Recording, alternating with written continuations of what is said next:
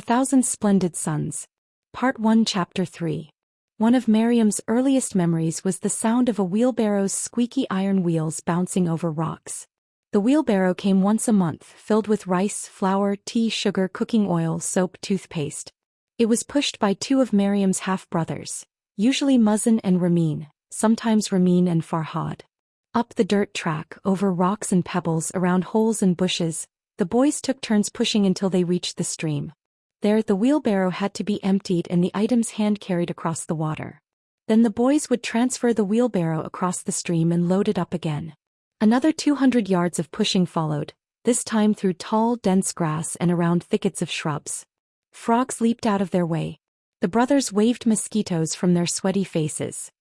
"He has servants," Mariam said. "He could send a servant." "His idea of penance," Nana said. The sound of the wheelbarrow drew Mariam and Nana outside. Mariam would always remember Nana the way she looked on ration day. A tall, bony, barefoot woman leaning in the doorway, her lazy eye narrowed to a slit, arms crossed in a defiant and mocking way. Her short-cropped, sunlit hair would be uncovered and uncombed. She would wear an ill-fitting gray shirt buttoned to the throat. The pockets were filled with walnut-sized rocks. The boys sat by the stream and waited as Mariam and Nana transferred the rations to the kolba. They knew better than to get any closer than 30 yards, even though Nana's aim was poor and most of the rocks landed well short of their targets. Nana yelled at the boys as she carried bags of rice inside, and called them names Mariam didn't understand. She cursed their mothers, made hateful faces at them. The boys never returned the insults. Mariam felt sorry for the boys. How tired their arms and legs must be, she thought pityingly, pushing that heavy load. She wished she were allowed to offer them water. But she said nothing, and if they waved at her she didn't wave back. Once, to please Nana, Mariam even yelled at Muzzin, told him he had a mouth shaped like a lizard's ass and was consumed later with guilt, shame and fear that they would tell Jalil. Nana, though, laughed so hard, her rotting front tooth in full display, that Mariam thought she would lapse into one of her fits. She looked at Mariam when she was done and said, "You're a good daughter." When the barrow was empty, the boys scuffled back and pushed it away. Mariam would wait and watch them disappear into the tall grass and flowering weeds. "Are you coming?" "Yes, Nana." "They laugh at you." "They do." "I hear them." "I'm coming." "You don't believe me?" "Here I am." "You know I love you, Mariam Jo."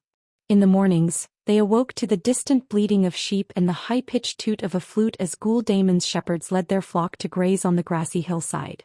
Mariam and Nana milked the goats, fed the hens and collected eggs. They made bread together. Nana showed her how to knead dough, how to kindle the tandoor and slap the flattened dough onto its inner walls. Nana taught her to sew too and to cook rice and all the different toppings. Shalcom stew with turnip, spinach, sabzi, cauliflower with ginger. Nana made no secret of her dislike for visitors and, in fact, people in general, but she made exceptions for a select few. And so there was Ghul Damon's leader, the village Arbab Habib Khan, a small-headed, bearded man with a large belly who came by once a month or so, tailed by a servant who carried a chicken, sometimes a pot of khichdi rice or a basket of dyed eggs for Mariam.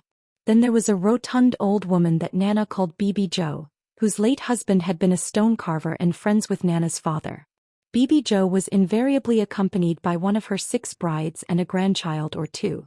She limped and huffed her way across the clearing and made a great show of rubbing her hip and lowering herself with a pained sigh onto the chair that Nana pulled up for her. Bibi Jo too always brought Mariam something, a box of dishlame candy, a basket of quinces. For Nana, she first brought complaints about her failing health, and then gossip from Herat and Ghul Damon, delivered at length and with gusto as her daughter-in-law sat listening quietly and dutifully behind her. But Mariam's favorite, other than Jalil of course, was Mullah Faizullah, the elderly village Quran tutor. It's a cunt he came by once or twice a week from Ghul Damon to teach Mariam the 5 daily namaz prayers and tutor her in Quran recitation. Just as he had taught Nana when she'd been a little girl, it was Mullah Faizullah who had taught Mariam to read, who had patiently looked over her shoulder as her lips worked the words soundlessly, her index finger lingering beneath each word, pressing until the nail bed went white as though she could squeeze the meaning out of the symbols. It was Mullah Faizullah who had held her hand, guided the pencil in it along the rise of each aleph, the curve of each bay, the 3 dots of each. He was a gaunt, stooping old man with a toothless smile and a white beard that dropped to his navel. Usually he came alone to the kolba, though sometimes with his russet-haired son Hamza, who was a few years older than Mariam. When he showed up at the kolba, Mariam kissed Mullah Faizullah's hand, which felt like kissing a set of twigs covered with a thin layer of skin, and he kissed the top of her brow before they sat inside for the day's lesson. After, the two of them sat outside the kolba, ate pine nuts and sipped green tea, watched the bulbul birds darting from tree to tree. Sometimes they went for walks among the bronze-fallen leaves and alder bushes, along the stream and toward the mountains.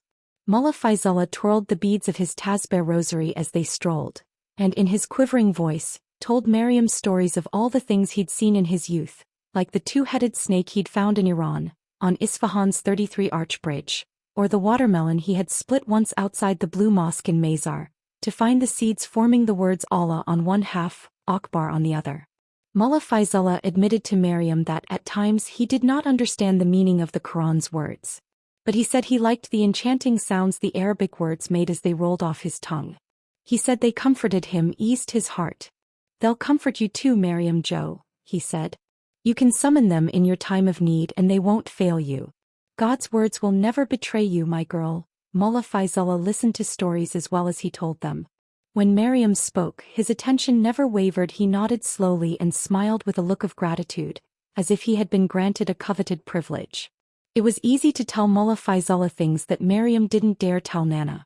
One day as they were walking, Mariam told him that she wished she would be allowed to go to school. "I mean a real school, a Kun Sahib. Like in a classroom. Like my father's other kids." Mullah Faizullah stopped. The week before, Bibi Jo had brought news that Jalil's daughters Saideh and Nahid were going to the Mary School for Girls in Herat. Since then, thoughts of classrooms and teachers had rattled around Mariam's head, images of notebooks with lined pages, columns of numbers, and pens that made dark, heavy marks. She pictured herself in a classroom with other girls her age. Mariam longed to place a ruler on a page and draw important-looking lines. "Is that what you want?" Mullah Faizullah said, looking at her with his soft, watery eyes, his hands behind his stooping back, the shadow of his turban falling on a patch of bristling buttercups. "Yes. And you want me to ask your mother for permission?" Mariam smiled. Other than Jalil, she thought there was no one in the world who understood her better than her old tutor. "Then what can I do? God in his wisdom has given us each weaknesses, and foremost among my many is that I am powerless to refuse you, Mariam Jo," he said, tapping her cheek with one arthritic finger.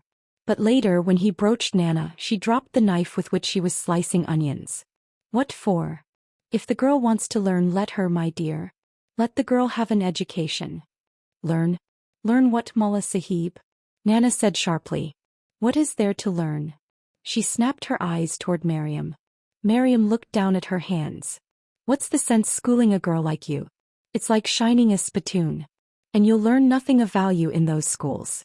There is only one skill a woman like you and me needs in life, and they don't teach it in school. Look at me." "You should not speak like this to her, my child," Mullah Faizullah said. "Look at me." Mariam did. "Only one skill, and it's this. Ayahamuel, endure." "Endure what, Nana?" "Oh, don't you fret about that," Nana said. "There won't be any shortage of things." She went on to say how Mill's wives had called her an ugly, lowly stone carver's daughter. How they'd made her wash laundry outside in the cold until her face went numb and her fingertips burned. "It's our lot in life, Mariam. Women like us. We endure. It's all we have. Do you understand? Besides, they'll laugh at you in school. They will. They'll call you Haramel, they'll say the most terrible things about you. I won't have it." Mariam nodded. "And no more talk about school. You're all I have. I won't lose you to them. Look at me. No more talk about school. Be reasonable, come now. If the girl wants dash," Mullah Faizullah began. "And you, Akun Sahib, with all due respect, you should know better than to encourage these foolish ideas of hers. If you really care about her, then you make her see that she belongs here at home with her mother. There is nothing out there for her. Nothing but rejection and heartache. I know, Akun Sahib. I know.